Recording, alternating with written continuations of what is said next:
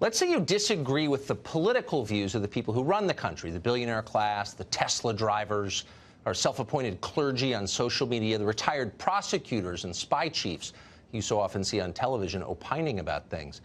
If you're watching this show, you're probably not all that impressed by these people. You don't wish them personal harm, of course. Some of them are well-meaning people.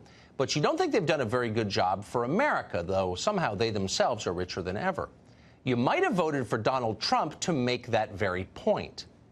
Have you ever considered what these people think of you for voting the way that you did, for daring to be insolent and disobedient? How would they punish you if they ever got the chance? Ever think of that? Well, wonder no more. Yesterday, Paul Manafort received 4 years in prison for bank fraud and tax evasion. Manafort will be 70 years old in a couple of weeks. He's got no criminal record of any kind. His sentence is considerably longer than the national average for the charges that he pled to. By the time Manafort gets out of prison, he will be elderly, broke, and disgraced. But for our ruling class, that's not nearly enough punishment. Manafort briefly managed Donald Trump's presidential campaign, and for that, they believe he must die in prison. Anything less cannot be allowed.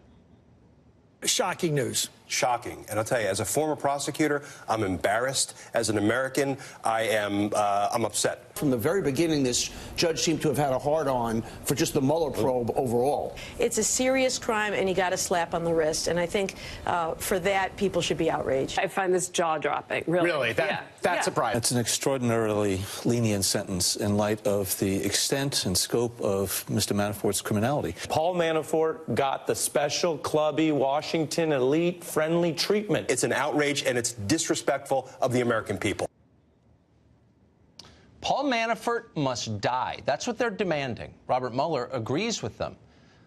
Mueller asked that Manafort receive up to 24 years in prison. For perspective, that is more than twice what the average murderer in this country spends behind bars. That's a death sentence. Keep in mind that serial murderer Al Capone only got 11 years for crimes similar to those that Manafort's been charged with. But Capone was just a gangster. Paul Manafort is an enemy of the Democratic Party, and that's much worse. Is there a single person in America who believes that Manafort would be going to jail if he hadn't run Donald Trump's presidential campaign? Everyone in Washington knows that. There are a lot of Republican consultants here who are grateful tonight that they didn't take the job. They're heading out on spring break tomorrow. Manafort is heading to prison. The judge in the case clearly understands what's happening here. As he passed down his sentence, Judge T.S. Ellis reminded those watching that Manafort was, quote, not before this court for having anything to do with collusion with the Russian government to influence this election. That's literally true. Manafort has not been charged with any crime related to Russian collusion. Nobody has been charged with a crime related to Russian collusion. That's a fact. It's not an opinion. There's no dispute about it. And yet somehow a lot of people are still out there lying about this, probably because no one in the press ever calls them on it. Watch your elected officials say something totally untrue in the most self-righteous possible way.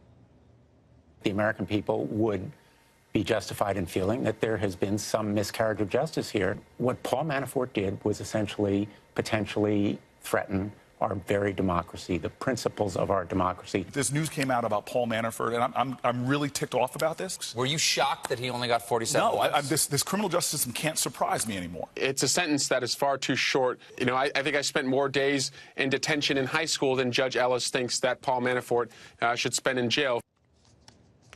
So Cory Booker is, quote, very ticked off that Paul Manafort may not die in jail for cheating on his taxes.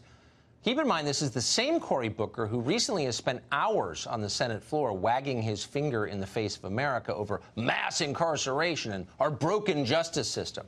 The same Cory Booker who worked so hard to reduce the sentences for fentanyl dealers and applauded when the bill passed. Yet that's also the same Cory Booker who now is outraged that a tax cheat isn't getting the death penalty. Has Cory Booker ever cheated on his taxes? Hope not. That'd be hypocrisy. It'd be interesting to know. It would be interesting to know if any of these hyenas circling Paul Manafort has ever fudged a deduction or somehow violated our complex banking laws. Somebody should check. The penalty's pretty high these days. Just kidding. This isn't about taxes, obviously. Cory Booker knows that well. It's about using power to crush your political opponents in order to get more power. The same principle will be on display next week when Manafort is sentenced for failing to register under the Foreign Agent Registration Act of 1938. That will be an amazing moment, if only because of how rarely it occurs. It's like Halley's Comet here in Washington. In the space of 50 years between 1966 and 2015, the DOJ charged a total of 7 people in FARA cases. Just 3 of them were convicted. Meanwhile, the most powerful foreign lobbies in Washington still are not registered under FARA. Robert Mueller has no plans to indict them. Of course not. They never made the mistake of running Donald Trump's presidential campaign.